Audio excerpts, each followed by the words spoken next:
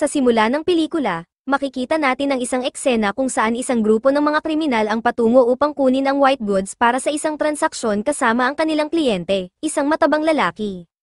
Matapos ang mahabang biyahe, humiling ang kliyente na magpahinga saglit.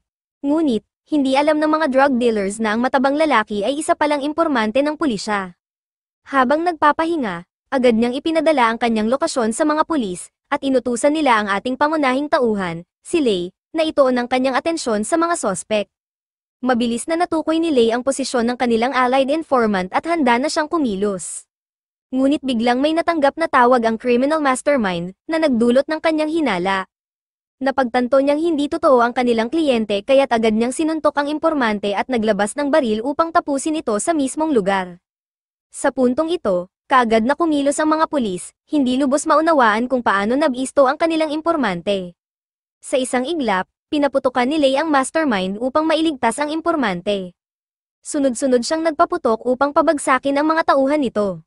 Isa sa kanila ang nagtangkang magtago sa likod ng isang puno, ngunit kinarget siya ni Lei at pinaputukan ang puno mismo, agad siyang napatay. Sa huli, natira na lang ang criminal mastermind, ngunit ginamit niya bilang bihag ang impormante ng pulisya, tinutukan ito ng baril, at nagbantang papatayin ito. Matapos nito, nakatakas sila at biglang nawala ang signal ng pulisya. Kalaunan, dumating si Lei sa huling lokasyon kung saan natunton ang signal ng impormante. Dumating din ang kanyang team leader, si Captain Wang, kasama ang buong pangkat ng pulisya. Napansin nila na may iniwang isang fan ng impormante, nakaturo ito sa direksyon kung saan maaaring tumakas ang mga kriminal.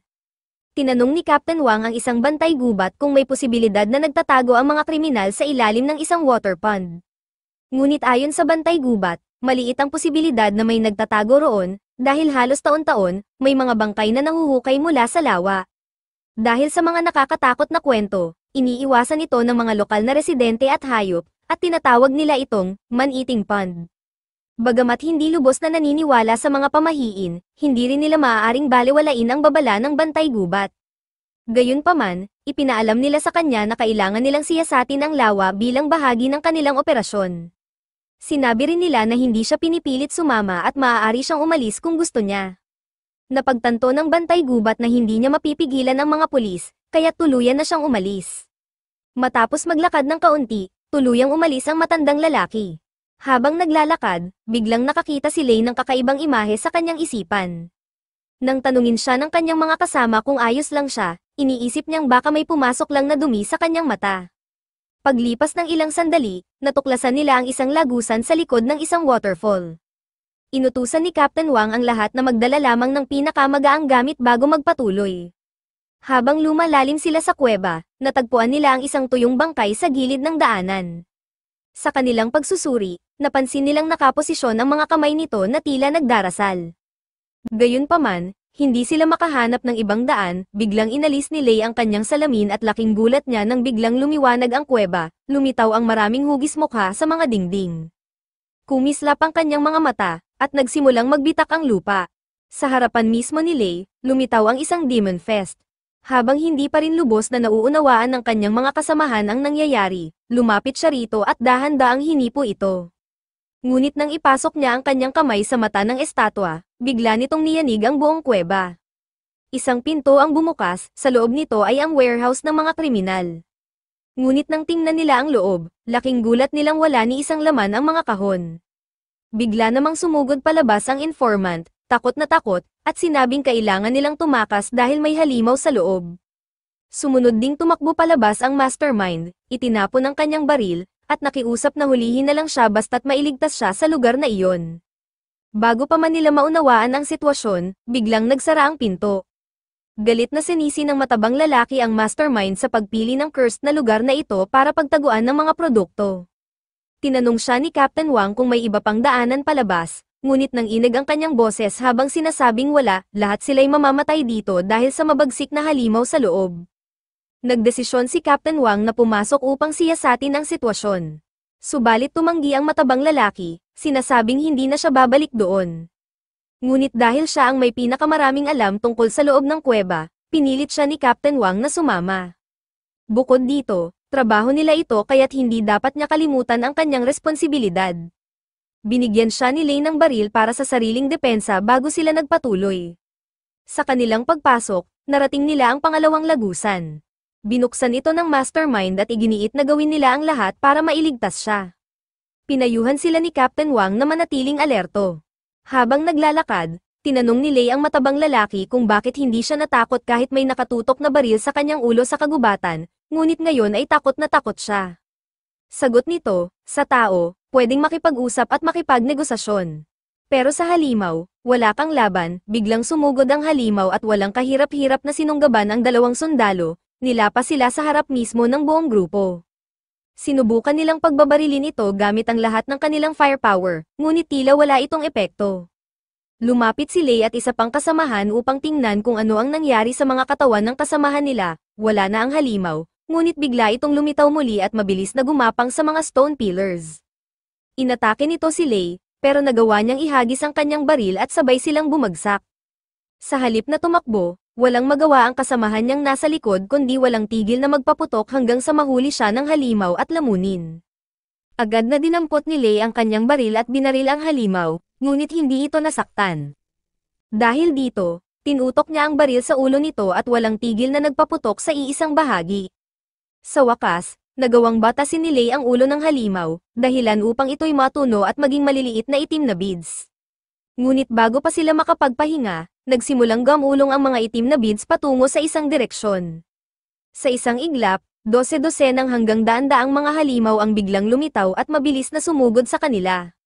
Wala nang ibang magawa ang pangkat kundi umatras habang pilit na lumalayo sa monster horde. Sa kanilang pagtakbo, nakarating sila sa isang wooden bridge. Si Lei, bilang nasa hulihan, ay matalinong binaril ang isang bahagi ng tulay upang ito'y bumagsak at maputol ang daan ng mga halimaw. Ngunit hindi doon natapos ang panganib, mabilis na umakyat ang mga halimaw sa dingding ng kuweba upang sundan sila. Isa sa mga ito ang gumapang sa ilalim ng tulay at hinawakan ang binti ng matabang lalaki. Mabilis na sinunggaban ito ni Lei at binaril ang halimaw upang mapalaya siya. Nang muntik nang abutan ng mga halimaw si Lei, agad na nagbigay ng covering fire si Captain Wang mula sa ibaba. Napilitan si Lei na putulin ang buong tulay at itinapon ang matabang lalaki upang mahawakan ang lubid ng tulay at makababa. Pareho silang bumaba gamit ang lubid at bago pa sila bumagsak sa mga bato, nahawakan ni Lei ang matabang lalaki at natulungang ligtas na makababa. Sa kabila nito, napapalibutan na sila ng mga halimaw. Biglang may nagniningning na tore sa malayo, at mula sa isang pinto ay lumabas ang forest guard. Napangisi ito at sinabing binalaan ko na kayo, pero hindi kayo nakinig. Laking gulat ng mastermind nang makilala ang matandang lalaki, siya ang nagmungkahi na dito itago ang mga produkto at siyang nagbunyag na ang matabang lalaki ay isang impormante. Ayon sa matanda, balak niyang dalhin ang mga drug dealers sa kuweba upang mamatay sila sa mga halimaw, isang paraan upang linisin ang mga salot sa lipunan. Ngunit dahil sa katigasan ng ulo ni Captain Wang at ng kanyang pangkat, napasok nila ang trap na ito. Tinanong ni Captain Wang kung sino talaga siya, ngunit ngumiti lamang ang matanda at sinabing, hindi ko na matandaan. Kasunod nito, bumuga siya ng usok mula sa kanyang bibig. Mula rito, naglabasan ang maraming haligi ng usok, unti-unting bumabalot sa buong paligid. Biglang nagbago ng anyo ang matanda, isiniwalat ang kanyang tunay na pagkatao bilang isang sorcerer. Sinabi niyang wala pang nabubuhay na nakakakita sa kanyang tunay na anyo. Kasabay nito, inutusan niya ang mga halimaw na umatake. Ngunit laking gulat ng lahat nang sa isang iglap, isang halimaw ang natamba, naputol sa isang mabilis na pag-atake mula kay Lei. Kumislap muli ang kanyang mga mata, at sa kanyang kamay ay lumitaw ang isang kakaibang kutsilyo. Walang pag-aalinlangan, sumugod siya upang tapusin ang mga halimaw at protektahan ang kanyang mga kasamahan. Dahil dito, unti-unting napuno ng takot ang mga halimaw at nag-umpisang umurong. Nagulat ang sorcerer, hindi siya makapaniwala na may koneksyon si Lei kay Wuan. Nang tanungin ni Lei kung sino si Wuan, ipinaliwanag ng sorcerer na siya ang tunay na may-ari ng kutsilyong hawak niya. Gayunpaman, iginiit ng sorcerer na hindi ito mahalaga, dahil wala ni isa sa kanila ang makakalabas ng buhay. Bigla niyang itinataas ang kanyang mga kamay at bumuo ng dalawang naglalakihang water columns upang lunurin sila. Ngunit bago pa man lumusab ang tubig, agad itong nabasag ng isang mahiwagang barrier. Kasabay nito, isang lalaki ang biglang bumagsak mula sa kisame ng kuweba. Nanlaki ang mga mata ng sorcerer nang makilala kung sino ito, si Wumayan. Ngumiti ito ng malamig at sinabing napakatapang ng matandang magsalita ng kanyang tunay na pangalan. Matapos lumapag, nagbigay ng dalawang pagpipilian si Wuan sa sorcerer, suicide o execution. Ngunit sa halip na sumuko, iginiit ng sorcerer na matagal na niyang pinaghahandaan ito sa pamamagitan ng kanyang cultivation at agad niyang pinalutang ang napakalalaking stone pillars. Sa kasagsagan ng kaguluhan, nahulog ang mastermind mula sa mataas na lugar at agad na namatay. Samantala, sina Captain Wang at ang matabang lalaki ay napilitang umangat sa ere dahil sa kapangyarihan ng sorcerer. Ngunit isang kumpas lamang ng kamay ni Wumayan, at agad na naglaho ang mga batong lumulutang.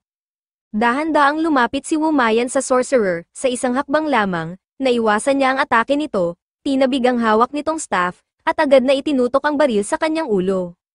Takot na takot ang sorcerer at nagsimulang magmakaawa, inamin ang kanyang dating kasalanan, ang pagnanakaw ng Wumayan's elixir.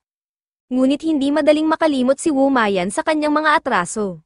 Kaya naman, iminungkahi ng sorcerer ang isa pang kasunduan, sinabi niyang hindi lang siya ang nakinabang sa elixir, dahil ibinahagi niya ang kalahati nito sa iba. Dagdag pa niya, kung papatayin siya ni Wumayan ngayon, hindi na niya malalaman kung sino ang tumanggap ng natitirang bahagi ng elixir. Dahil dito, binigyan siya ni Wumayan ng isang pagkakataong magsabi ng totoo. Sinong pinaghatian niya ng elixir, nanginginig na sagot ng sorcerer, ang kanyang sariling pamangkin. Dahan-daang lumapit si Wumayan kay Lei at sinabing, kunin mo ang baril at tapusin mo siya. Nagimbal ang sorcerer, galit na sinumbatan niya si Wumayan na sumire sa kanyang pangako. Ngunit kalmado itong sumagot, hindi ko sinabing ako ang papatay sa'yo. Sinabi ko lang na hindi kita papatayin. Sa isang iglap, biglang sumugod ang sorcerer. Agad niyang inagaw ang kutsilyo ni Lei at mabilis na sinaksak ang binti ni Captain Wang. Kasabay nito, ginamit niya itong bihag at itinutok ang kutsilyo sa kanyang leeg, nagbabanta sa buhay nito habang nakatingin kay Wumayan. Ngunit tinanong ni Wumayan ang sorcerer kung natatandaan ba niya kung kaninong kutsilyo ang hawak niya. Sa isang iglap, tinulak siya palayo, at inabot ang baril kay Lei upang tapusin ang trabaho. Bagaman sandaling nag-alinlangan si Lei, biglang lumaban ang lalaki, dahilan upang mapilitan siyang kalabitin ang gatilyo. Matapos ito, lumapit si Wumayan, kinuha ang kutsilyo, at winasak ang tore na itinayo ng sorcerer. Sa pagbagsak ng tore, laking gulat ng lahat nang makita nilang hawak ni Wumayan ang isang gintong bungo. Bigla namang lumipad palabas ang masasamang enerhiya mula sa katawan ng sorcerer at pumasok sa katawan ni Lei, dahilan upang mawalan siya ng malay. Sa kanyang malabong paningin, nakita niya ang isang eroplano na paparating upang sunduin sila. Nang magising siya sandali, nakita niya ang matabang lalaki na pasan siya palabas ng kuweba. Sa kanyang panaginip, may nakita siyang isang pangitain tungkol sa kanyang nakaraan, na tila siya ay naselyuhan noon.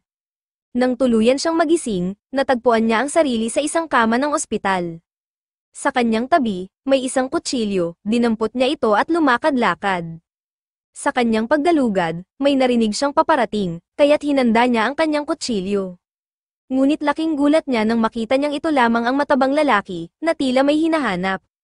Sinabi nito kay Lei na kalmayan ang sarili at inihayag na 3 araw na siyang walang malay.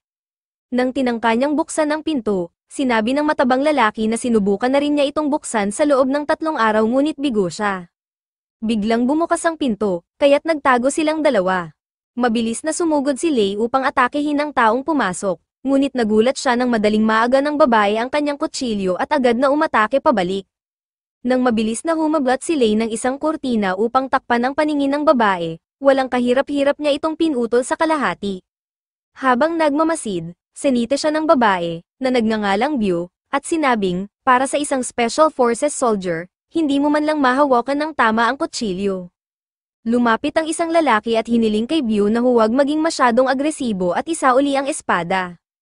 Ang lalaking ito ay si Wan Ming, ipinaliwanag niya na sila ay pinapanatili lamang doon para sa health check, at ngayong wala namang naging problema, gusto na nilang umalis. Ngunit iginiit ni Beau na ang MDO Bureau ay hindi isang lugar na basta na lang napapasok at nalalabas. Pagkatapos, inanyayahan sila ni Wan Ming na sumunod sa kanya dahil hinihintay sila ng Bureau Chief. Habang naglalakad, ipinaliwanag niya na ang MDO Bureau ay may tungkuling hawakan ang mga kaso na hindi kayang lutasin ng karaniwang tao, tulad ng insidente sa lawa na kanilang naranasan kamakailan. Dinala sila ni Wan Ming sa isang vilya sa bundok at diretsong pinapasok sa silid ng bureau chief. Habang nagmamasid, napansin ng matabang lalaki ang isang chef at inakala niyang isang napaka-impluwensyang tao ang bureau chief upang magkaroon ng sarili niyang tagapagluto. Ngunit agad siyang itinama ni Wan Ming, ipinaliwanag na ang lalaking iyon ay si Gaang, ang tunay nilang bureau chief. Inanyayahan sila ni Gaang na kumain at saka ipinaalam na silang dalawa ay magiging investigation officers ng MDO Bureau. Gusto ni Wan Ming na italaga sila sa kanyang department isa, dahil palagi raw kinukuha ng department dalawa ang mahuhusay na tauhan. Ngunit agad siyang tinanong ng bureau chief kung bakit siya nagmamadali, gayong hindi pa man sila nakakapirma ng kontrata. Tumanggi agad ang matabang lalaki, sinasabing wala siyang talento sa ganitong trabaho. Samantalang si Lei naman ay naniniwalang mas bagay siya sa pagiging sundalo. Hindi naman sila pinilit ng bureau chief, dahil ayon sa kanya, ang trabahong ito ay nangangailangan ng parehong pagnanais mula sa magkabilang panig. Ngunit dito niya ibinunyag ang isang nakakagulat na impormasyon, hindi na sila makakabalik sa kanilang orihinal na unit, dahil nilagdaan na ang kanilang military transfer papers. Bagaman hindi nila ito personal na pinirmahan, malinaw na wala na silang ibang pagpipilian. Napabuntong hininga ang matabang lalaki at sinabing, mukhang mulat sa pool, sinarahan na niya ang lahat ng daan natin pabalik. Dahil wala na silang ibang mapagpipilian kundi ang maging police officers o security guards, napagpasyahan nilang tanggapin na lang ang alok. Nang tinanong ng matabang lalaki kung gaano kahirap ang trabaho, sinabi ng bureau chief na bagaman ito ay hamon, 10 beses na mas maganda ang benepisyo kaysa sa dati nilang trabaho. Dahil dito, tuluyan na nilang tinanggap ang alok, matapos ito, dinala sila ni Wan Ming sa kanyang departamento. Ayon sa kanilang kontrata, ang trabahong ito ay panghabang buhay, walang eksaktong petsa ng pagtatapos. Dinala sila sa ilalim ng vilya, kung saan naroon ang kanilang massive underground base, ang kanilang bagong opisina. Pagpasok nila, nakita nila ang isang lalaking abala sa pagkukumpuni ng sirang Cob-Eta, si Pu Jun, na kilalang mahilig makasira ng kung ano-ano. Nang tanungin ni Wan Ming kung nasaan ang iba, ipinaalam ni Pu Jun na lahat sila ay hiniram ng Department 2. Nagpantang ang tenga ni Wan Ming, nagalit siya dahil palagi na lang kinukuha ng kabilang departamento ang kanyang mga tauhan ng walang palem.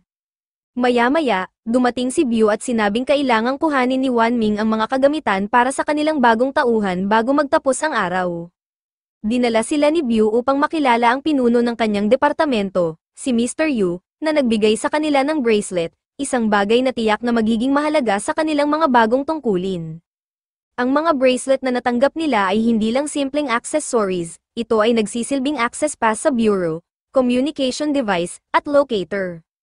Higit sa lahat, may kakayahan itong matukoy ang life status ng may suot nito, kaya't malalaman agad ng bureau kung nasa panganib ang isang agent. Pagkatapos, dinala ni Biu ang kanilang mga kagamitan, kabilang ang isang baril at isang batuta. Ipinahayag niya na magkakaroon sila ng 3 buwan na probation period bago nila kunin ang pagsusulit upang maging opisyal na empleyado ng bureau. Siya rin ang magiging supervisor nilang dalawa, samantala, muling nagkita sina Bureau Chief Gaang at Wumayan. Sinabi ni Gaang na iniwan niya ang mata ni Lei para kay Wumayan. Nang tanungin ni Wumayan kung bakit isinama rin ang matabang lalaki, sagot ng Bureau Chief, may sarili akong mata pagdating sa talento. Ibinunyag din ng Bureau Chief na nasipsip ni Lei ang kapangyarihan ng matandang wizard, kaya't maaaring magkaroon ito ng epekto sa kanya sa hinaharap. Ngunit nanatili si Wumayan na kalmado, sinasabing kakayanin niyang harapin ang anumang problema na lilito. Ipinakita rin ni Wumayan ang 2 larawan ng totems na kanyang nakuha. Sinabi ng Bureau Chief na ang mga ito ay pag-aari ng 2 kahariang nawala sa disyerto ilang siglo na ang nakalilipas.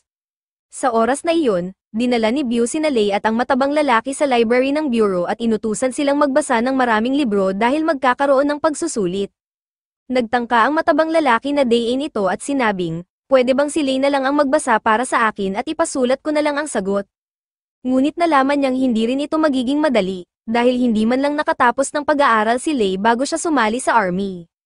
Kaya't maaaring hindi rin niya maintindihan ang karamihan sa mga libro. Ipinaliwanag ni Biu na ang pagbabasa ay makakatulong upang mas mabilis silang makibagay sa kanilang bagong trabaho. May 6 na pangunahing departamento sa MDO Bureau, Department 1 General Investigation, dati itong pinakamalaking departamento, ngunit bumagsak ang awtoridad nito matapos ang isang trader incident, isang matinding pagtataksil. Simula noon, bumaba ang impluwensya ng Department 1, at ngayon ang Department 2 na ang may pinakamalakas na kapangyarihan sa Bureau. Department 2 Core Investigation Team, ang puso ng Bureau sa kasalukuyan.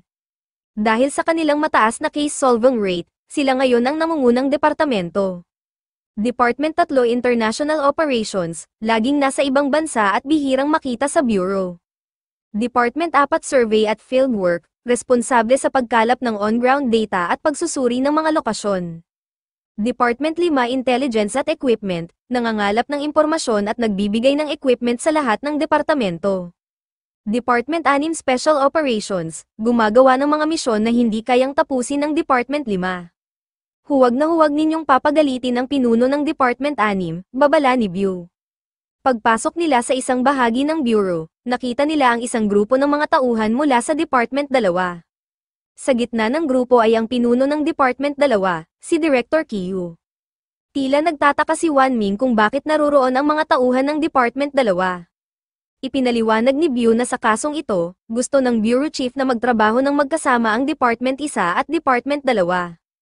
Ngunit isang malaking problema ito, hindi magkasundo ang mga pinuno ng dalawang departamento. Nang makita ni Director Kiyo si Wan Ming, nagkomento ito na, normal lang na hiramin ko ang mga tauhan mo, lalo na't halos wala namang kaso na nasolusyonan ang Department 1 nitong nakaraang taon. Dahil sa dating pagtataksil sa Bureau, lalong bumaba ang impluwensya ng Department 1. Nagpatuloy pa si Director Kiyo, nagbabala kay Wan Ming na mas mabuti pang magbitiw na lang ito sa pwesto.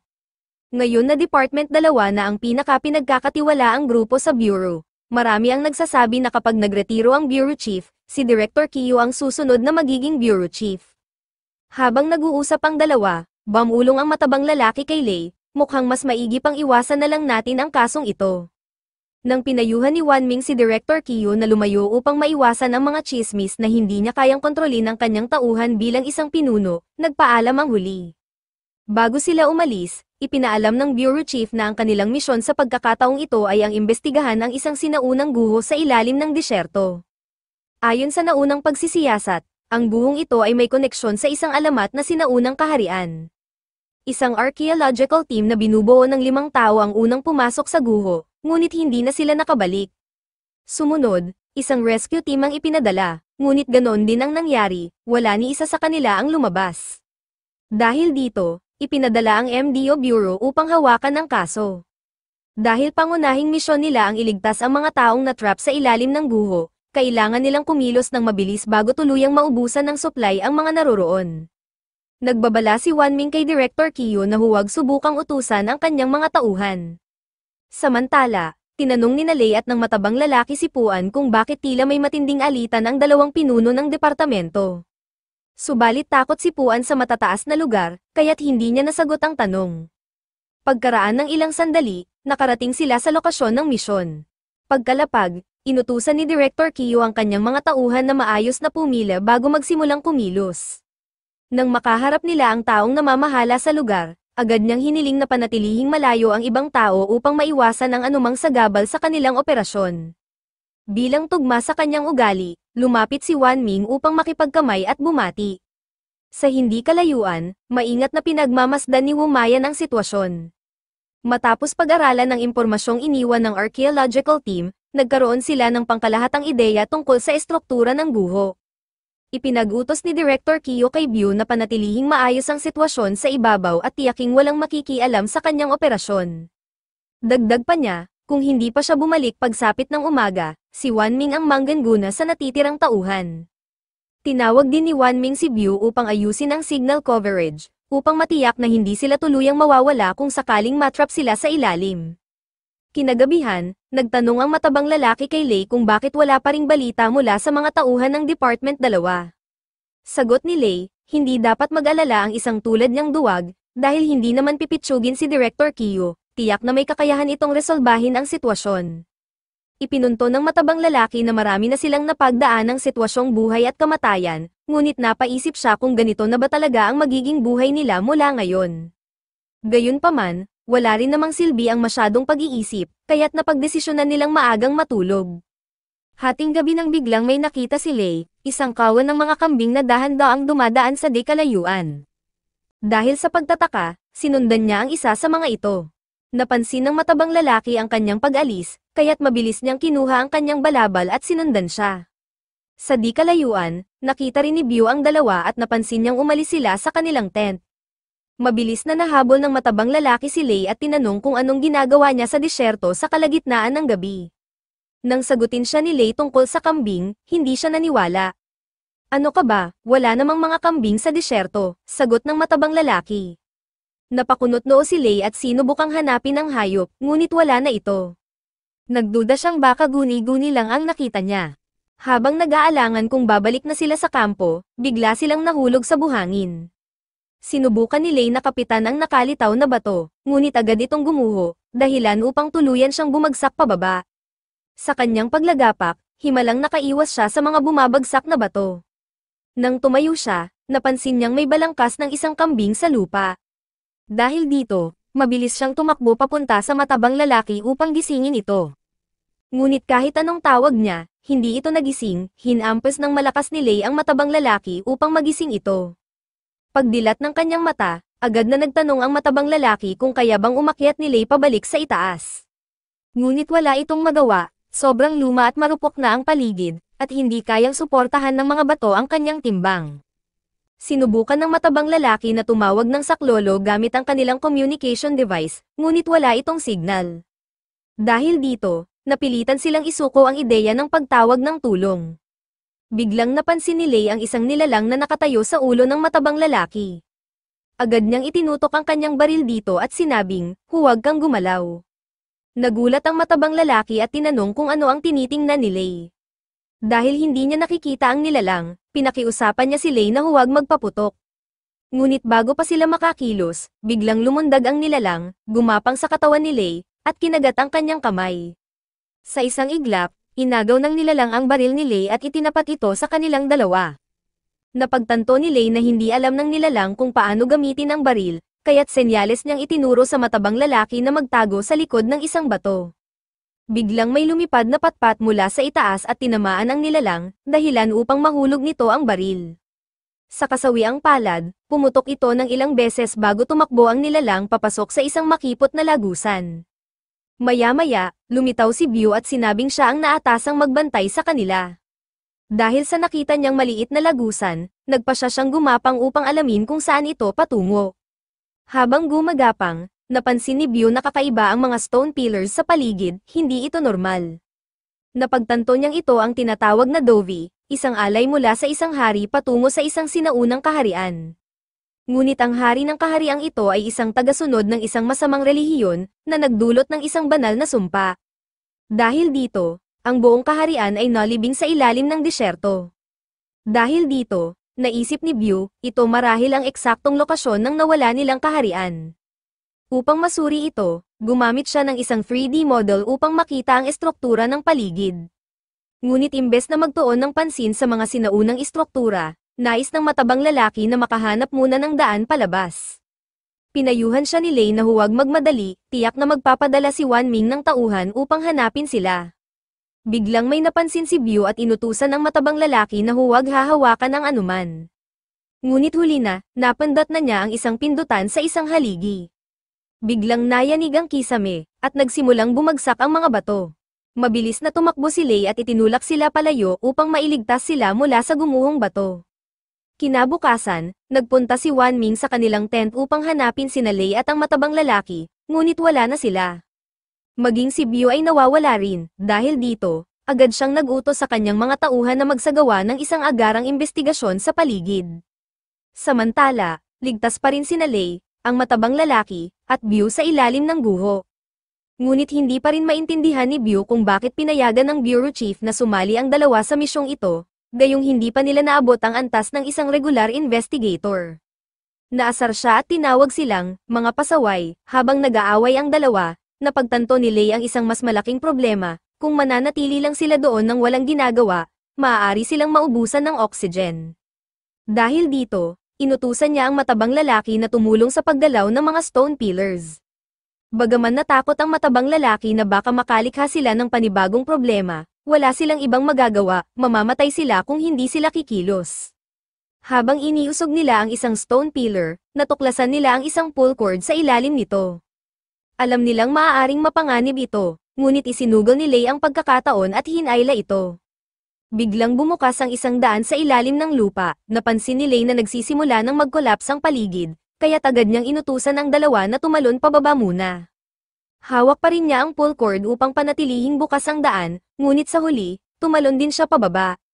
Pagdating sa ibaba, muling nakita ni Lei ang nilalang mula kagabi, ngunit sa isang iglap, naglaho ito. Sinundan nilang tatlo ang isang makipot na daanan hanggang sa makarating sila sa isang napakalaking silid, ito ay tuwid na daan patungo sa libingan ng hari. Habang iniinspeksyon nila ang paligid, inutusan ni Byo sina Lei at ang matabang lalaki na buksan ang kabaong. Sinubukan nilang itulak ito, ngunit masyado itong mabigat. Lumapit si Byo upang suriin ito at napansin niyang ito ay gawa sa bronze. Ayon sa paniniwala ng mga sinaunang tao, kung ang isang tao ay inilibing sa bronze coffin, hindi kailanman makakatawid ang kanyang kaluluwa sa kabilang buhay. Dahil dito, napagtanto ni Byo na marahil ang hari ay biktima ng isang kasinungalingan at sinadyang ikulong dito. Dahil wala silang kagamitan upang buksan ito, iminungkahi ni Byo na kailangan nila ng espesyal na gamit. Ngunit inilabas ni Lei ang kanyang kutsilyo at sinabing susubukan niyang buksan ito gamit iyon.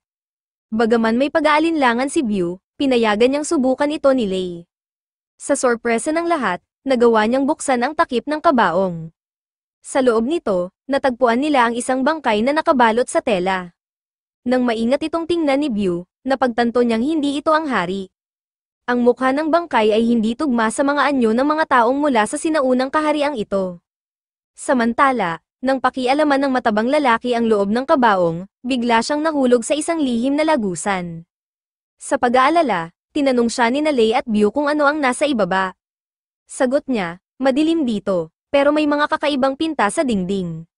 Dahil sa matinding kuryosidad, nagpa siya si Byo na bumaba upang siyasatin ito mismo. Hindi nila namalayan na sa hindi kalayuan, patuloy silang minamatyagan ng misteryosong nilalang. Sa kabilang banda, nagsisimula ng mag-alala si Wan Ming sa pagkawala ng tatlo.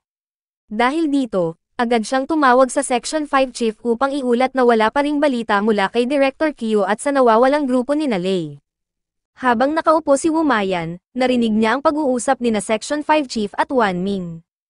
Nang sabihin ng Section 5 Chief na iuulat niya ang sitwasyon sa Bureau Chief, agad na kumilos si Wumayan. Samantala, nakarating na ang grupo ni Lei sa mismong libingan ng hari. Napansin nila ang mga sinaunang pagpipinta sa dingding, na tila nagsasalaysay ng isang trahedya.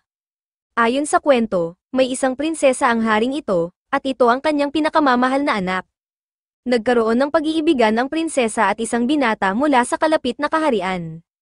Bagamat labag sa loob ng hari, pinakasal niya ang kanyang anak sa binata. Ngunit makalipas lamang ang maikling panahon, pinatay ng pamilya ng asawa ang prinsesa. Pagkatapos nito, pinangunahan ng pamilya ng kanyang asawa ang isang hukbo upang salakayin ang kanyang kaharian. Sa desperasyon, gumamit ang hari ng ipinagbabawal na mahika upang lumikha ng isang itim na buhawi, dahilan upang siya at ang kanyang mga kaaway ay mamatay ng sabay. Napagtanto nila na ang kabaong na nasa harapan nila ang totoong libingan ng hari, habang ang kabaong sa itaas ay para sa taong pumatay sa prinsesa. Sa matinding galit ng hari, ipinalibing niya ang taong iyon sa isang bronze coffin, upang hindi kailanman makalaya ang kanyang kaluluwa. Habang pinag-aaralan ang mga pagpipinta, napansin nilang palaging may asul na balat ang hari maliban sa isang larawan, ang eksena kung saan may hawak siyang isang lampara at nakayuko. Napagtanto nila na ang pagiging asul ng hari ay dulot ng relihiyong kanyang sinasamba, at sa eksenang hawak niya ang lampara, mukhang pansamantala siyang nakawala rito. Bigla nilang napansin na lumitaw ang isang lampara sa kabaong ng hari, kahit na wala ito roon kanina. Sa kaparehong pagpipinta, nawala ang lampara sa kamay ng hari. Nang handa ng kumilos si Lei, bigla siyang nawalan ng malay. Habang nakahandusay, nakita niya ang asul na usok na lumabas mula sa lampara. Mula rito, biglang nabuo ang imahe ng hari, buo ang galit niya at nais niyang maghayganti para sa kanyang anak. Mabilis na pinaputukan ni Lei at ng matabang lalaki ang hari, ngunit walang epekto ang kanilang mga bala. Dahil dito, sumugod si Byo at pinalo ang hari gamit ang kanyang batuta, dahilan upang ito'y lumipad palayo. Ngunit bago pa nila maisip na tapos na ang laban, biglang sinaksak ng hari si Byu. Kasunod nito, sinugatan niya ang leeg ng matabang lalaki at nagpatuloy sa laban kay Lei. Gamit ang kanyang kutsilyo, iniwasan ni Lei ang mga atake ng hari at sinubukang lumibot sa kanyang likuran upang umatake. Gayunpaman, kahit anong saksak ang gawin niya, tila walang epekto ang kanyang mga palo. Samantala, sina Byu at ang matabang lalaki ay ligtas na pala dahil natagpuan sila ni Wumayan. Ipinaliwanag ni Wumayan na ang lahat ng nangyayari kay Lei ay isang mataas na antas ng ilusyon. Bagamat walang malay si Lei sa loob ng halos isang oras, ang lahat ng sugat na natatamo niya sa kanyang ilusyon ay tunay na lumilitaw sa kanyang katawan. Ipinahayag ni Byu sa matabang lalaki na si Wumayan ay hindi basta sino lang, siya pala ang chief ng Section 6. Upang matulungan si Lei, nagpa siya si Wumayan na pumasok sa ilusyon mismo. Pagpasok niya, agad niyang itinapon ang hari sa isang tabi at inutusan si Lei na patayin ang apoy sa lampara. Sa oras na muling lumipad ang hari upang umatake, mabilis siyang hinuli ni Wumayan. Dahil dito, naitulak ni Lei ang lampara palayo at sa isang iglap, nawala ang ilusyon. Pagkagising ni Lei, muli niyang nakita ang matabang lalaki at nalaman ang katotohanan tungkol kay Chief Wu.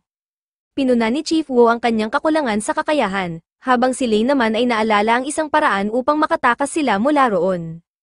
Samantala, ipinaalam ni Pujan sa Bureau Chief na pati si Wan Ming ay bumaba na rin sa guho. Sa kabutihang palad, bago siya mawala, nagawa ni Byu na magpadala ng isang signal pabalik.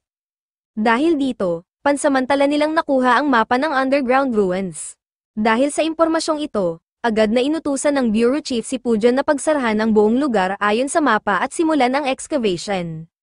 Makalipas ang ilang sandali, may lumapit kay Pujan at iniulat na may natanggap silang signal mula sa central area ng guho.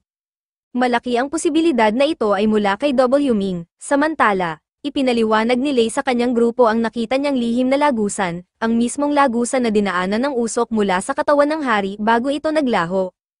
Nang buksan nila ang lihim na pintuan, isang panibagong formation ang bumungad sa kanila. Napagtanto ni Byu na tila sadyang ibinigay ng ilusyon ng impormasyon kay Lei upang akitin silang lahat sa panibagong patibong. Sa pag-aaral ng paligid, ipinahayag ni Wumayan na ang lugar na ito ay isang 9 deaths, 1 life formation. Sa 10 landas na kanilang maaaring piliin, isa lang ang daan patungo sa kaligtasan, habang ang 10 ay landas patungo sa tiyak na kamatayan. Bukod dito, wala silang makitang anumang pattern sa formation. Posible rin na maging ang taong nagtayo nito ay hindi alam kung alin ang tamang daan. Dahil dito, tahasang sinabi ni Wumayan na wala silang paraan upang matukoy kung alin ang tamang daan. Kaya naman, humarap siya sa matabang lalaki at sinabing, pumili ka na lang ng kahit anong landas, bahala na kung anong mangyari. Nag-atubili ang matabang lalaki na pumili ng daan, ngunit iginiit pa rin ni Wumayan na dapat siyang magdesisyon. Sa huli, pinili niya ang gitnang landas, habang naglalakad sila, biglang nagsimulang gumuho ang daan sa likuran nila. Natakot ang matabang lalaki at sinabing, kapag namatay tayo, huwag ninyo akong sisihin. Sisihin ninyo si Wumayan dahil pinilit niya akong pumili. Ngunit habang naglalakad sila, nanatiling matibay ang kanilang daanan, kaya't inakala nilang ligtas na sila.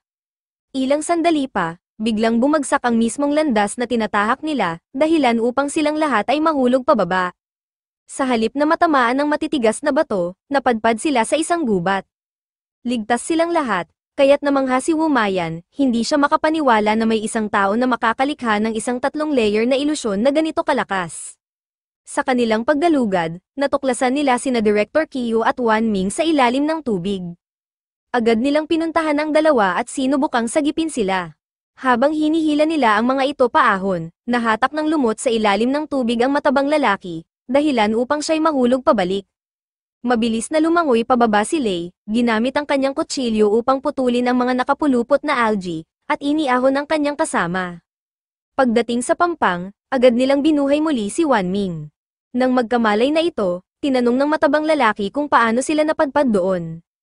Ipinaliwanag ni Wan Ming na pumunta siya upang hanapin sila, ngunit habang hinahanap sila, aksidente niyang natagpuan si Director Kiyu na lumulutang sa tubig. Sinubukan niyang sagipin ito, ngunit siya mismo ay nakulong sa lumot at hinatak pababa. Bigla na lang nagising si Director Kiyu at biglang sinalakay si Wan Ming gamit ang espada. Akala ng matabang lalaki, gusto ni Director Kiyo na tapusin na ang away nila ni Wanming. Kaya naman, sinubukang harangin ni Lei ang atake, ngunit siya mismo ay naitulak palayo. Dahil dito, napagtanto nilang apektado pa rin ng ilusyon si Director Kiyo. Sinubukan nilang pigilan si Director Kiyo, habang si Wumaya naman ay naglabas ng isang bagay at itinapon ito sa tubig. Sa isang iglap, sumabog ang tubig sa matinding apoy.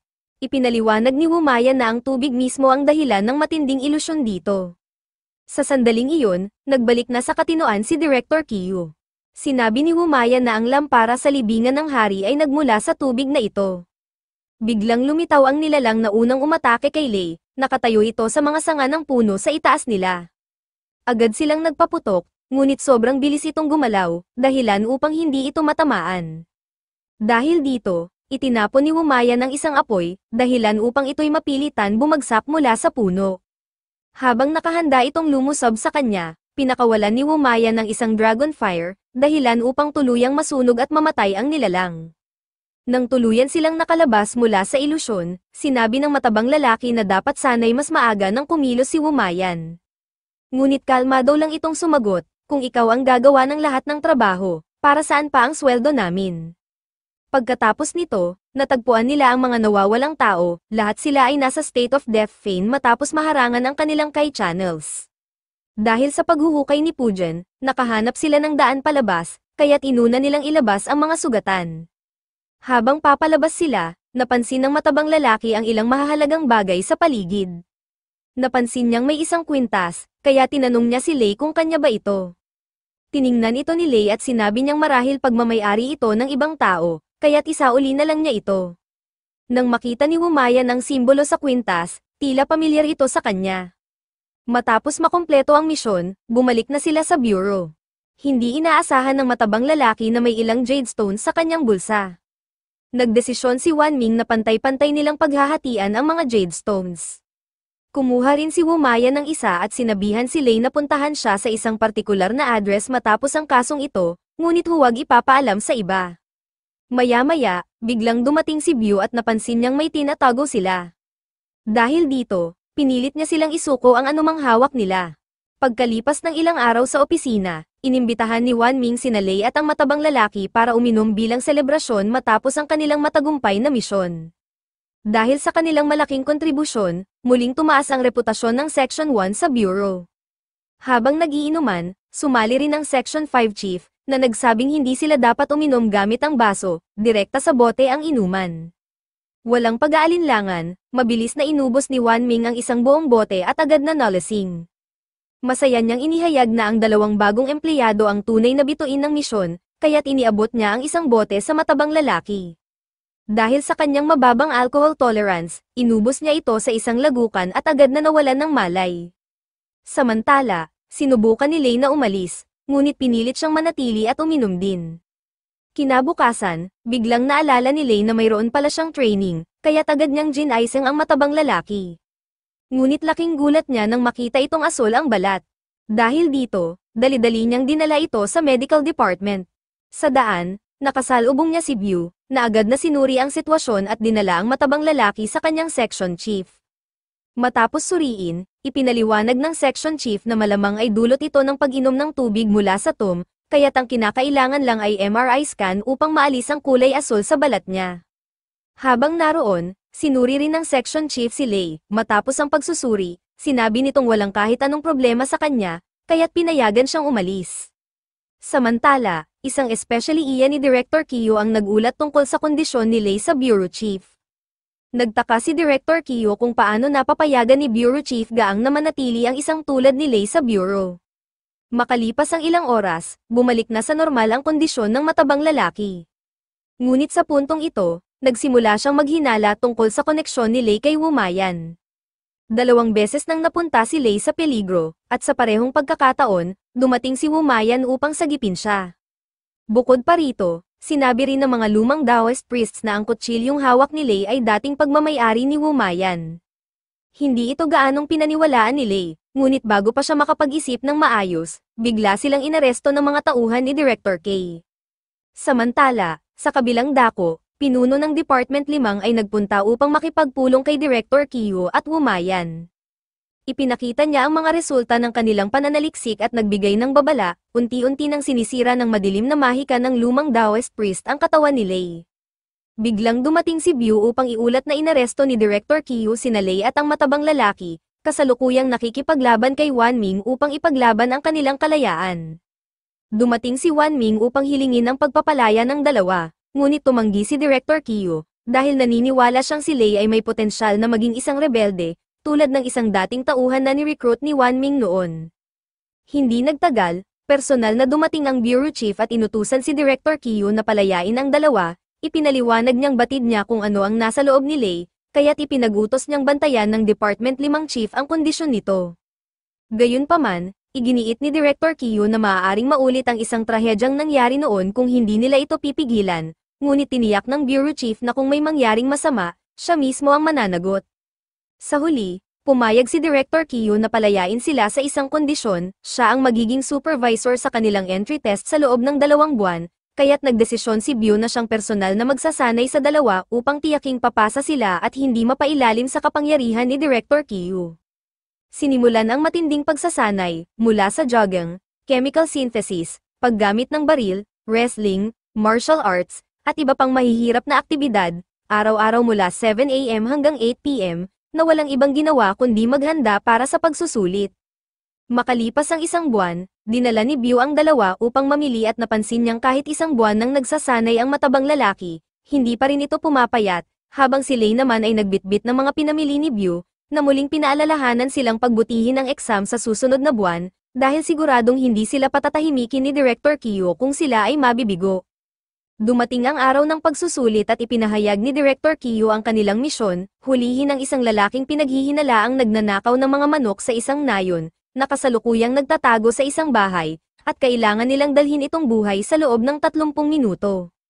Sa pagpasok nila sa bahay, agad nilang naamoy ang isang masangsang na amoy, at matapos suriin ang paligid, may narinig silang ingay mula sa likod, kung saan nakita nila ang target na kumakain ng hilaw na manok, kaya't napagtanto ni Lei na posibleng sinapian ito.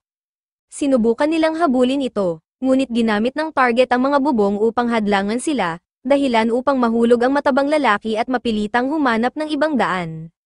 Patuloy na hinabol ni Lei ang target at naghagis ng patpat upang itumba ito, ngunit mabilis itong nakailag at itinulak siya palayo, gayunpaman, nagawang mahawakan ni Lei ang kanyang binti at pinigilan itong makatakas, hanggang sa biglang tumalon ang matabang lalaki mula sa bubong at itinulak ang target pabagsak, dahilan upang matapos ang misyon. Matapos ito, dinala ang matabang lalaki palayo, habang si Lei ay pinaiwan upang linisin ang lugar, ngunit sa halip, sinabi ni Director Qiu na ang tunay na kailangang linisin ay siya mismo, kaya't inamin niyang kaya niya dinala si Lei sa lugar na iyon ay upang madaling maitago ang kanyang bangkay. Ngunit bago pa siya atakihin, dumating sina Wan Ming at Biu upang iligtas siya, kasabay ng pagdating ng utos mula sa Bureau Chief, na nag-aatas kay Director Qiu na palayain siya. Ilang araw pagkatapos ng insidente, ipinadala ang grupo ni Lei sa isang lungsod para sa panibagong misyon, kung saan nakilala nila ang isang pulis na nagngangalang Yong Zia, na tumulong sa kanilang transportasyon. Samantala, sina Director Qiu at Wan Ming ay ipinatapon sa isang isla sa loob ng 1 linggo bilang parusa, upang tuluyang mabawasan ang kanilang alitan. Binigyan din ni Biu si Lei ng gamot upang pansamantalang pigilin ang epekto ng misteryosong bagay sa loob niya, at nang tanungin ni Yong Zia tungkol sa kanilang misyon, ipinaliwanag nitong kailangan nilang imbestigahan ang isang kakaibang insidente kung saan maraming tao ang biglaang nawawalan ng malay habang naglalakad sa lansangan, na agad na dinadala sa ospital. Sa una, inakala nilang simpleng kaso lamang ito, ngunit dahil palaging may mga bagong biktima tuwing ilang araw, napagtanto nilang kailangang masusing imbestigahan ito. Habang sinusuri nila ang mga biktima, biglang nakaramdam si Lei ng matinding init sa katawan, kaya't pinaghinalaan nilang ito ay side effect ng gamot, kaya't dinala siya sa ospital para sa masusing pagsusuri. Pagdating sa ospital, sinabi ni Yong Zia na ang lahat ng walang malay na pasyente ay inilalagay sa basement upang maiwasan ang labis na atensyon ng media, at doon nakilala nila si Director Lam mula sa Room 4, na naunang dumating upang imbestigahan ang kaso, ngunit nagkaroon din ng mga problema kaya't kinakailangan niya ng suporta mula kina Lei at Yong Zia. Ayon kay Director Lam, lahat ng biktima ay may magkatulad na marka sa kanilang katawan, kaya't sinimulan nilang isa-isahin ang mga ito upang makita ang koneksyon. Habang pinag-uusapan ni Lei at ang matabang lalaki kung talagang epektibo ba ang gamot, biglang may dumating na masamang balita, nagkaroon ng hindi inaasahang insidente kay Director Lam. Agad na nagtungo ang grupo ni Lei sa ospital at nakasalubong si View, na ipinaalam sa kanila na si Director Lam ay natagpuang walang malay sa isang upuan at kasalukuyang nakakonfine sa ospital. Doon rin nila nakita si Yong Zia, na may dalang pagkain para sa kanyang asawa.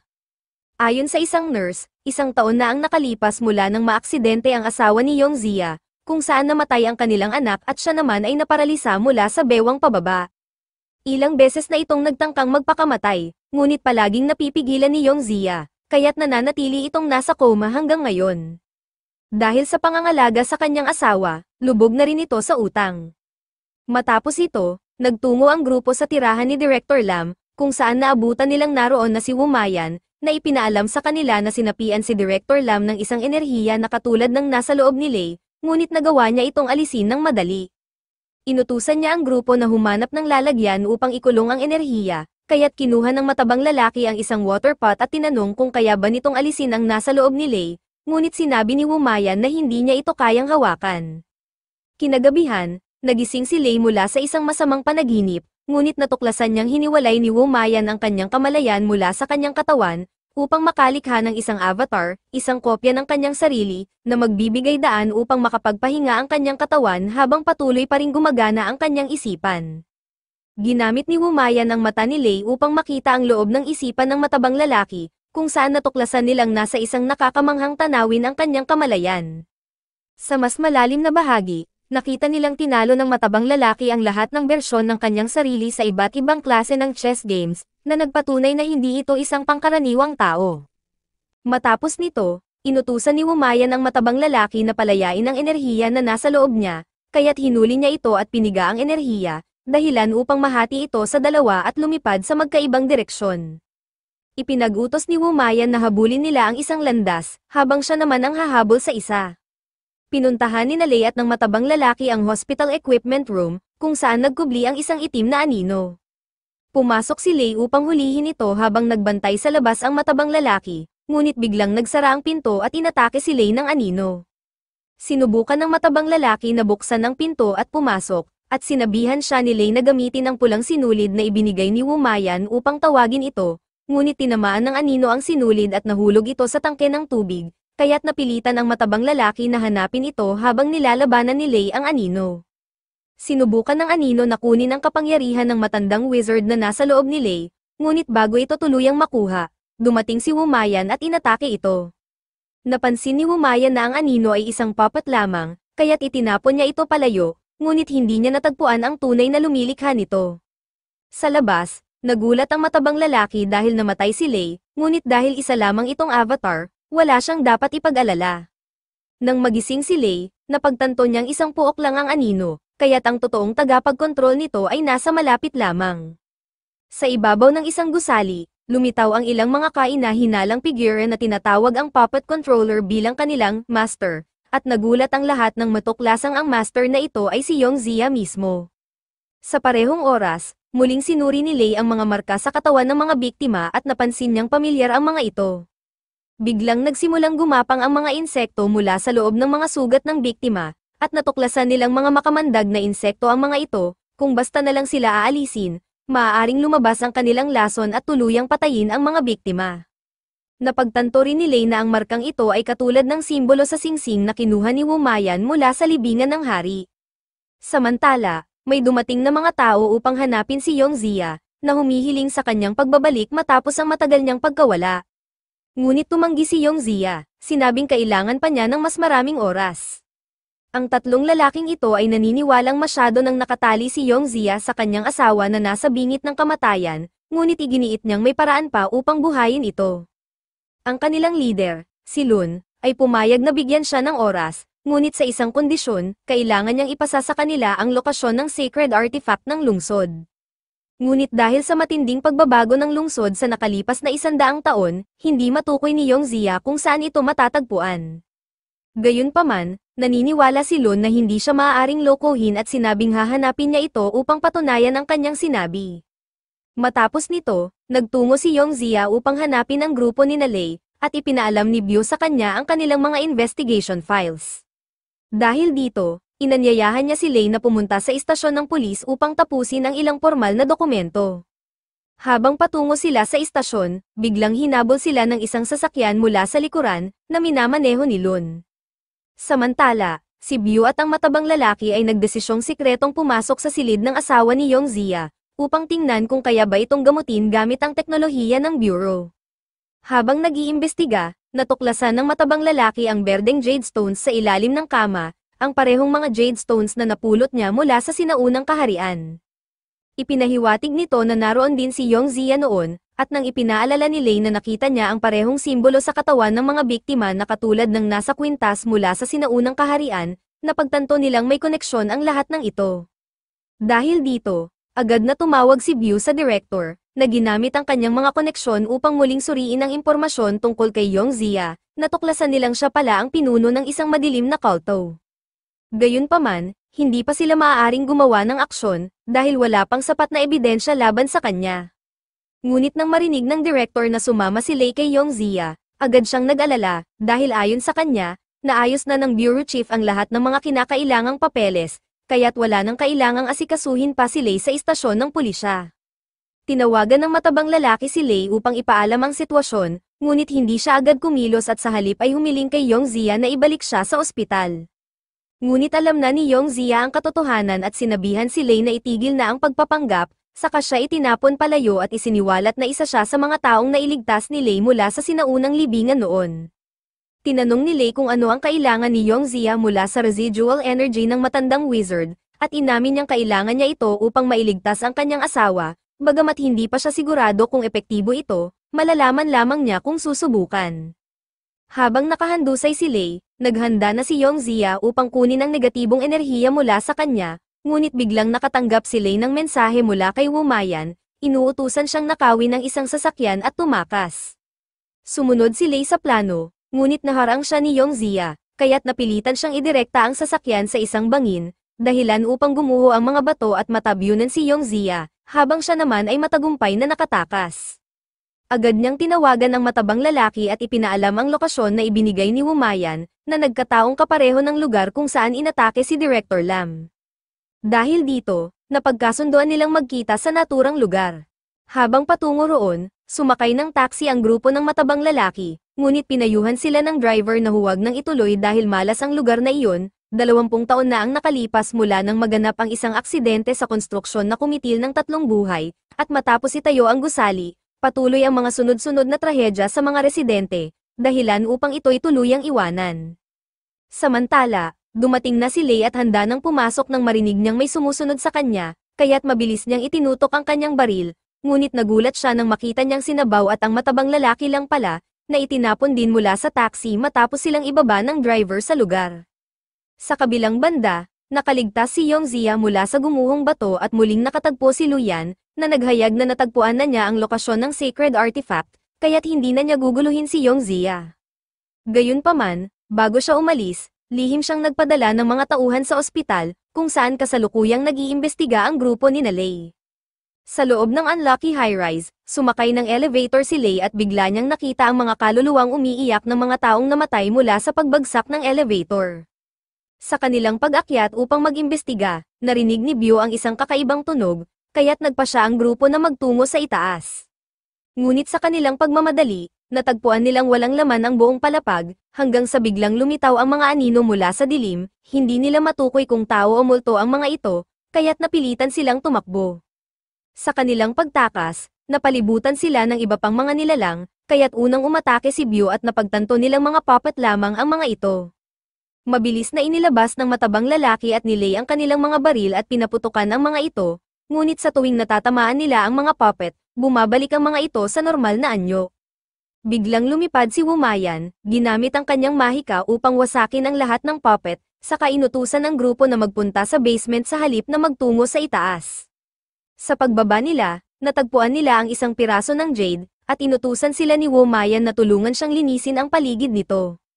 Samantala, nagngingit-ngit sa galit si Yongzia, matapos malaman na ginamit ni Luyan ang kanyang asawa bilang hostage, upang pilitin siyang nakawin ang sacred artifact mula kay Wumayan. Alam na ngayon ng lahat ang tunay na lakas ni Wumayan, kaya't hindi na ito magiging isang madaling hamon. Dahil sa tindi ng emosyon, bumalik si Yongzia sa kanyang bahay upang balikan ang kanyang mga alaala kasama ang kanyang asawa, bago siya tuluyang gumawa ng isang desisyong maaaring magbago sa kanyang kapalaran. Kinabukasan, tumawag si Luan kay Yongzia at nagbanta na kung hindi niya naibigay ang sacred object bago magtakip silim, hindi na niya muling makikita ang kanyang asawa.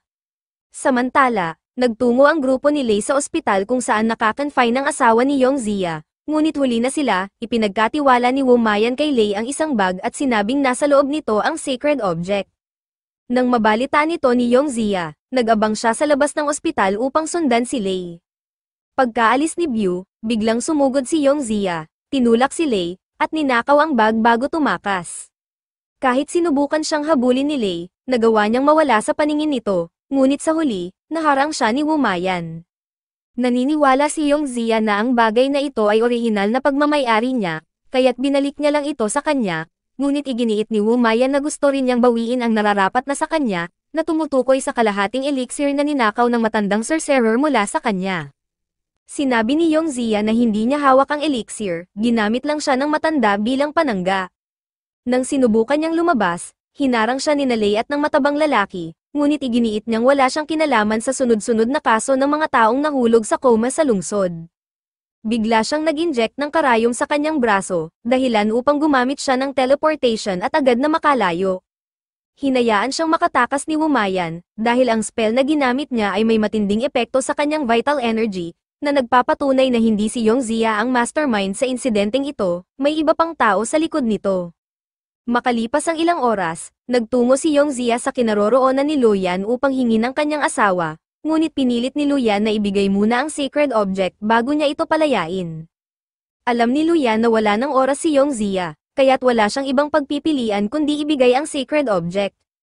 Gayunpaman, matapos itong tanggapin, pinagtaksilan siya ni Luyan at inutusan ng kanyang mga tauhan na patayin siya. Sinubukan ni Yongzia na lumaban, ngunit mahina na siya matapos gumamit ng teleportation magic, kaya't napilitan siyang tumakas patungo sa kinaroroonan ng kanyang asawa. Sa kasawiang palad, huli na siya, ipinaalam ni Luyan na namatay na ang kanyang asawa noong dinala niya ito rito. Sa matinding dalamhati, sinubukan niyang atakihin si Luyan, ngunit isinawalat nito na siya rin ang may kagagawa ng aksidente na ikinamatay ng kanilang anak at nagpabolda sa kanyang asawa. Sa tindi ng galit, buong lakas na nakipaglaban si Yongzia, ngunit hindi nagtagal ay napinsala siya at pinanatili sa lupa, handang ipadala sa kabilang buhay upang makasama ang kanyang asawa. Sa kritikal na sandali, dumating ang grupo ni Lei kasama si Wumayan. Ipinag-utos ni Wumayan na ang dalawang kasamahan niya ang humarap sa tauhan ni Luyan, habang siya naman ang mag-check sa kondisyon ng asawa ni Yongzia. Sinubukan ni Yongzia na pigilan si Wumayan, ngunit sinabihan siya nito na mas dapat niyang alalahanin ang sarili niyang buhay. Matapos suriin ni Wumayan, kinuha niya ang kaluluwa ng asawa ni Yongzia at hinayaan itong damaloy sa ilog, dahilan upang tuluyang lumaya ito. Inamin ni Yongzia na nagkamali siya sa pagpapapasok kay Luyan sa kanilang sekta, ngunit iginiit ni Luyan na ang pinakamalaking pagkakamali ni Yongzia ay ang pag-iwan sa sekta para lamang sundan ang isang babae. Pareho silang labis na sugatan sa laban, kaya't gumamit ng karayom si Yongzia upang pabagsakin ang isang lalagyang bakal sa kisame, dahilan upang madaganan si Luyan. Bago niya tuluyang wakasan ang buhay nito, pinigilan siya ni Lei at ng matabang lalaki, dahil kung mamamatay si Luyan, mamamatay rin ang mga pasyente sa ospital. Hindi ito inalintana ni Yongzia, ngunit sinagot siya ni Luyan na kung mamatay siya, sulit ang kanyang sakripisyo kung may magpapatuloy sa kanyang misyon. Biglang nakatanggap ng tawag si Byu, na nagulat na ang mga pasyente sa ospital ay biglang umakto na parang mga zombie. Dahil dito, inutusan ni Wumayan ang grupo ni Lei na bumalik sa ospital upang pigilan ang sitwasyon, habang siya naman ang tatapos kay Luyan. Sa ospital, sinubukan ni Byu at ng matabang lalaki na pigilan ang mga nahawaang pasyente sa pagtakas. Samantala, si Wumayan ay walang awang binugbog si Luyan, bago ipinasok ang isang centipede sa kanyang bibig, sinasabing wala siyang pasensya sa mga kasunduan, kung hindi niya ibubunyag ang impormasyon, papatayin siya sa mas matinding paraan kaysa sa kamatayan mismo. Sa kabila ng kanilang pakikibaka sa ospital, biglang nawala ang mga lason sa katawan ng mga pasyente, ngunit iginiit ni Byu na hindi pa tapos ang problema, dapat nilang hulihin at alisin ang lahat ng poison worms bago ito kumalat sa labas. Matapos masugpo ang lahat ng uod, hindi kaagad pinakawalan ni Wu Mayan si Luyan, sa halip, dinala niya ito sa bureau para sa mas malalim na investigasyon. Matapos ang misyon, tinanong ni Wu Mayan si Yongzia kung ano ang balak niyang gawin ngayon. Ipinahiwatig niya na mayroon pa siyang paraan upang muling makita si Yongzia ang kanyang asawa, ngunit bago pa ito makapagtanong, pinatulog siya ni Wu Mayan sa isang iglap. Pagkagising ni Yongzia, nasa ospital na siya, at nakatanggap ng isang sulat mula kay Wu Mayan. Matapos itong basahin, labis siyang nagulat, lalo nang makarinig siya ng boses ng isang bata na muling isinilang na reinkarnasyon ng kanyang asawa. Sa wakas, nagkaroon siya ng pagkakataon upang magsimulang muli, ngunit kailangang maghintay ng halos 20 taon bago sila muling magkita. Kinabukasan, bumalik sa headquarters ang grupo ni Lei, at tinanong ng matabang lalaki si Biu kung may pagkakataon ba silang magbakasyon. Ipinaliwanag nito na matapos ang bawat misyon, binibigyan sila ng ilang araw na pahinga depende sa antas ng hirap ng kanilang natapos na misyon. Ang pinakamataas na antas ay ang Z-level missions, kung saan walang limitasyon ang pahinga. Dahil nakatapos sila ng 2 B-level missions, magkakaroon sila ng 6 na araw na bakasyon. Sa gitna ng kanilang pag-uusap, nagulat sila nang malaman na may bagong empleyado sa room 6 ni Wu Mayan. Laking gulat ng matabang lalaki nang matuklasang si Yongzia ang bagong ni-recruit ni Wu Mayan, kaya't ngayon, siya na ang kanilang bagong kasamahan sa bureau. Ngunit bago pa siya makapag-react, hinayla siya ni Lei, sinasabing hindi nila kailanman maiintindihan ang tunay na intensyon ni Wu Mayan. Samantala, sa isang templo sa kabundukan, abala ang mga monghe sa paghahanda ng isang kasal. Naniniwala ang abot na kung nagawa ito ng ibang relihiyon, tiyak na kaya rin nila ito bilang mga Buddhist monks, sa isang templo sa kabundukan, mahigpit na inutusan ng abot ang kanyang mga alagad na ayusin ang lahat ayon sa kanyang kagustuhan, lalo na sa paghahanda ng isang kasal. Biglang isang disipulo ang nagliyab matapos hawakan ng isang sirang incense stick, kaya agad siyang itinapon sa isang water vat upang mapatay ang apoy. Sa kanyang pagtataka, napansin ng abot ang isang tao sa labas ng tarangkahan ng templo. Nang makita niya ito ng mas malapitan, agad niyang nakilala ang taong ito. Nang gabing iyon, lihim siyang tumawag sa bureau chief upang ipaalam na ang taong inaakala nilang patay na ay buhay pa pala. Kinabukasan, nagtungo si Lei upang dalawin ang libingan ng kanyang dating kasamahan sa militar, kung saan nakasalubong niya si Captain Wang. Pinaalalahanan siya nito na huwag niyang kalimutan ang kanyang tungkulin bilang isang sundalo. Pagkatapos umalis ni Captain Wang, biglang dumating si Biu, inutusan siyang itigil ang kanyang bakasyon para sa isang agarang misyon. Samantala, minamaneho ng matabang lalaki si Yongzia patungo sa kanilang destinasyon, at binaybay nila ang daan upang sabayang sunduin sina Lei at Biu. Nang dumating sila sa Mountain Temple, napansin agad ni Lei na ang templo ay ginawang lugar ng kasal, kaya't agad niyang napagtanto na may plano ang matandang abot. Alam niya ito hindi lamang dahil kilala niya ang lugar, dito siya lumaki noong bata pa siya. Nagkatok si Biu sa pintuan ng templo upang humingi ng pahintulot na makapasok, ngunit nang bumukas ito, nagulat ang nagbukas ng pinto nang makita si Lei. Samantala, sa base ng MDO Bureau, isang tao na pinangangambahan ng Bureau Chief ang dumating at nagsimulang mag-imbestiga sa mga kilos ni Lei at ng kanyang grupo. Alam niyang patungo sila sa templo, at napagtanto niyang mabilis na kumilos ang Bureau Chief upang pigilan ang isang posibleng panganib. Ngunit sa kabila nito, tinungo niya ang kanyang mga ginawang eksperimento at inaktibo ang mga ito, balak niyang subukan ang katatagan ng Bureau Chief sa pamamagitan ng pagpapabagsak ng kanyang mga tauhan isa-isa. Matagal na siyang naghintay sa pagkakataong ito, kaya't determinado siyang tapusin ang kanyang plano. Sa loob ng templo, tinanong ni Lei ang isang monghe tungkol sa abot, at sinabi nitong labis ang panghihinayang ng matanda sa pagkawala ng isang kagaya niya. Ngunit para kay Lei, ang pagsisisi ng matanda ay hindi dahil sa pagkawala niya, kundi dahil hindi pa siya nasaktan ng mas matagal bago siya umalis. Nang magpakita ang abot, ikinagalak nitong makitang bumalik si Lei.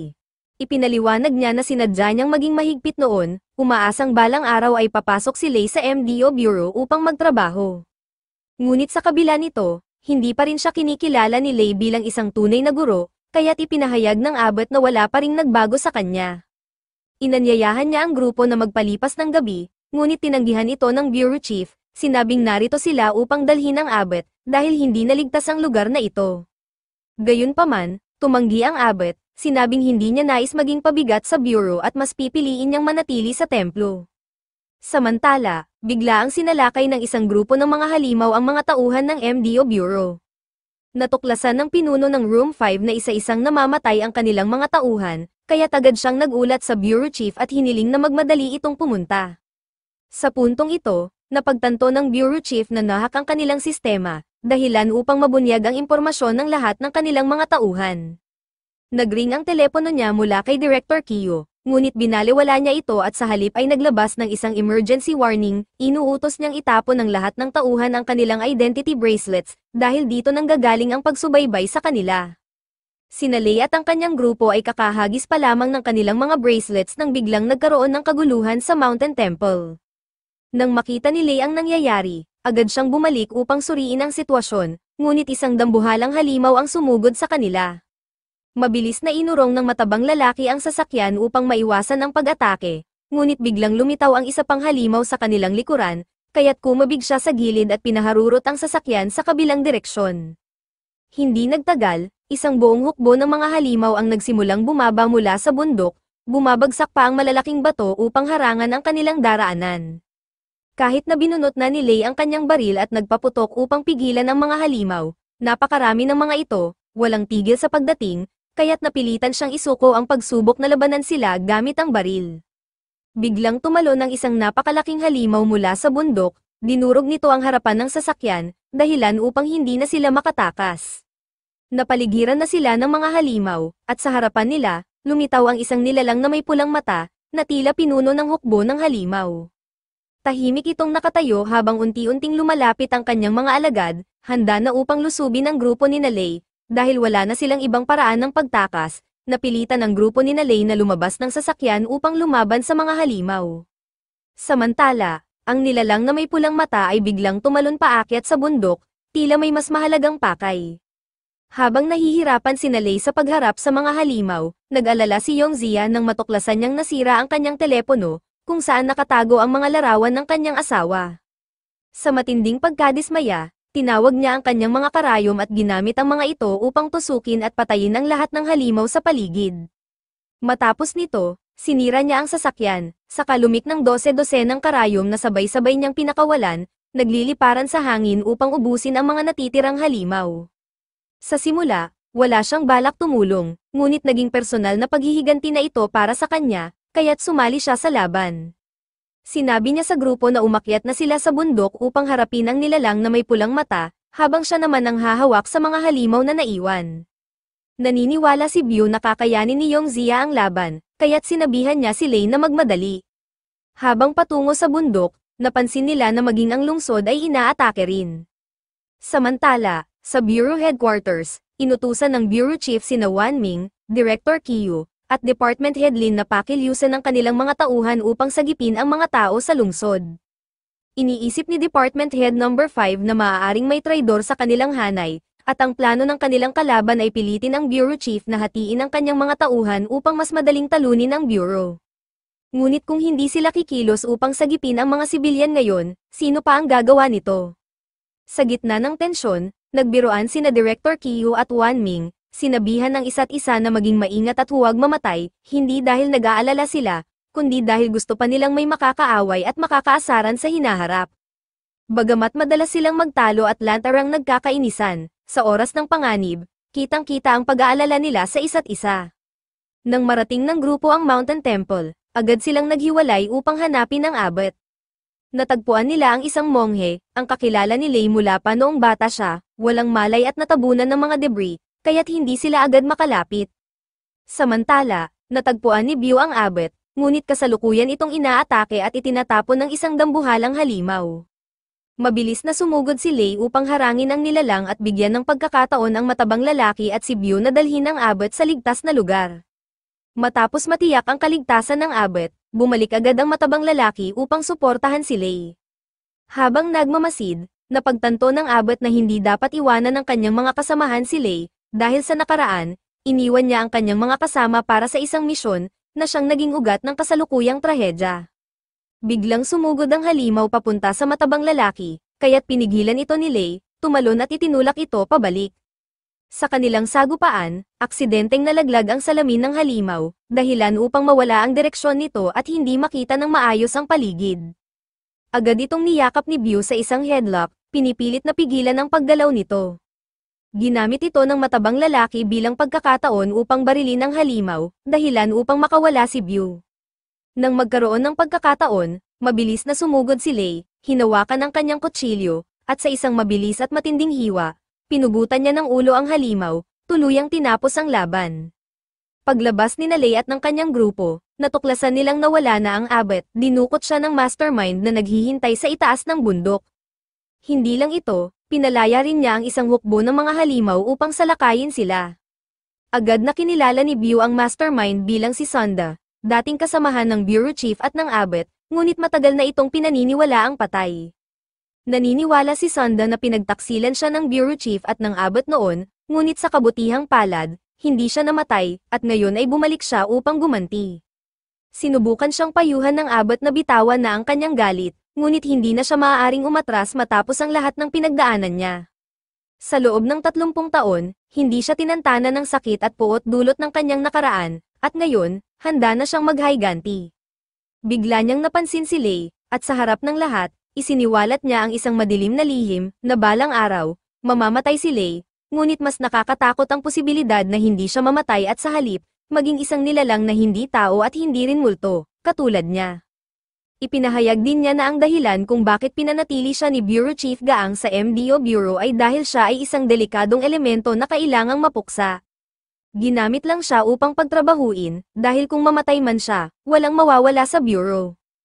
Ayon kay Sonda, isang araw, tatalikuran din siya ng MDO Bureau, katulad ng ginawa nila kay Sonda noon. Kaya iminungkahi niyang sumama na lamang siya sa kanya, tutulungan siyang ganap na maunawaan at gamitin ang kapangyarihan sa loob niya. Habang nagdadalawang isip si Lei, biglang sumugod ang Abbot upang pigilan si Sonda, ngunit isang suntok lamang ang tumamba sa kanya.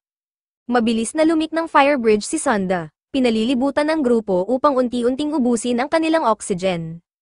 Alam niyang hindi natatakot ang Abbot sa kamatayan, ngunit takot siyang madamay ang iba, kaya't hiniling niya rito na isuko na ang lokasyon ng mapa na kanyang hinahanap.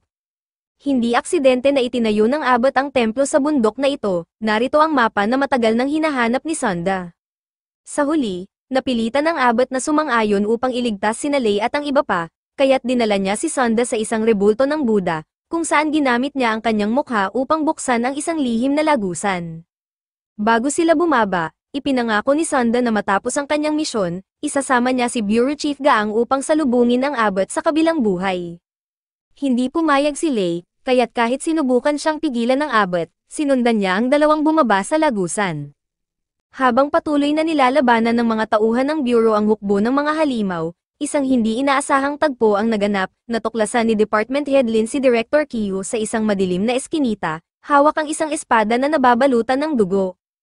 Habang tumatakbo si Bew upang tulungan ang Abbot, biglang dumating si Yongzia at tinanong kung nasaan si Lei. Nang malaman niyang bumaba ito kasama si Sonda, nag-alala siya dahil baka hindi na magtagal ang kalagayan ni Lei. Sa ilalim ng templo, kinaharap ni Lei si Sonda, na ipinaalam sa kanya na ang mapa ay orihinal na pagmamay-ari niya ngunit ninakaw ito ni Bureau Chief Gaang.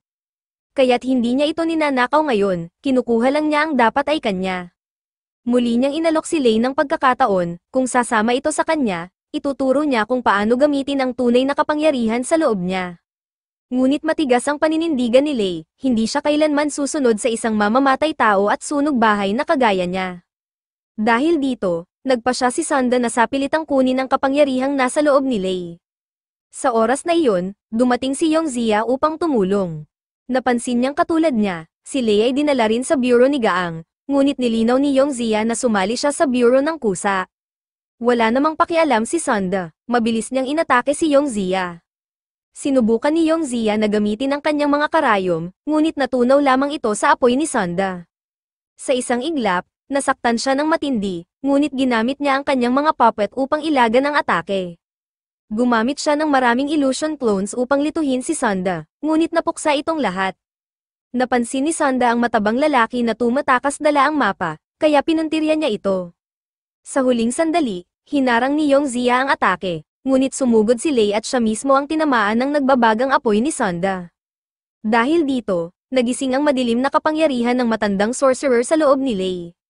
Sa kanyang isipan, muling lumitaw ang boses ng matandang sorcerer, hinihimok siyang yakapin ang kapangyarihan sa loob niya.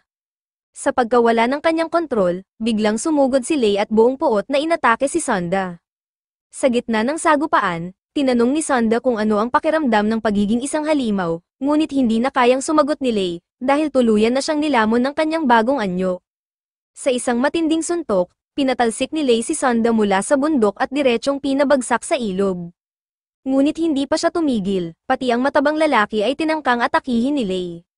Mabilis na pumagitna si Yongzia, ngunit itinapon lamang siya palayo. Sa kalituhan ni Lei, aksidente niyang tinamaan ang mapa, dahilan upang mabuksan ang isang bagong kapangyarihan sa loob niya. Sa sandaling iyon, unti-unti niyang nabawi ang kanyang katinoan at napagtanto ang kanyang ginawa. Samantala, sa lungsod, na-overwhelm na ang mga department head sa dami ng halimaw, hanggang sa isang iglap, gumamit ng isang malawakang formation si Wumayan, pinupuksa ang lahat ng halimaw sa buong lungsod. Ngunit lumitaw muli si Sonda mula sa lawa, sa anyong isang dambuhalang naglalagablab na nilalang. Ang apoy niya ay sumusunog sa lahat ng nasa paligid, ngunit bago ito lumamon sa mga kasamahan ni Wenming, sumugod si Lei at hinarang ito. Nagawang ibabaon ni Lei sa tubig si Sonda gamit ang mga water tornadoes, ngunit alam niyang hindi iyon sapat. Sinubukan ni Sonda na sumipsip ng enerhiya mula kay Lei, ngunit hinintay lang ito ni Wumayan. Sa sandaling sinimulan ni Sonda ang proseso, bigla siyang hinatak ni Wumayan, pinutol ang koneksyon, at isang bala ang bumaon sa kanyang ulo. Sa huli, naglaho si Sonda, at si Lei ay lumubog sa tubig. Sa kanyang isipan, nagpakita si Wumayan, nagbigay ng huling pagpipilian, pipiliin ba niyang yakapin ang kapangyarihan o talikuran ito. Tahimik na umalis si Lei mula sa MDO Bureau, habang sina Bureau Chief Gaang at ang abot ay hinayaan siyang pumili ng sarili niyang landas. Sa huling eksena, lumitaw si Lei, ngunit ngayon, puti na ang kanyang buhok at nagniningning ang kanyang mga mata, magpapatuloy ang kwento sa hinaharap.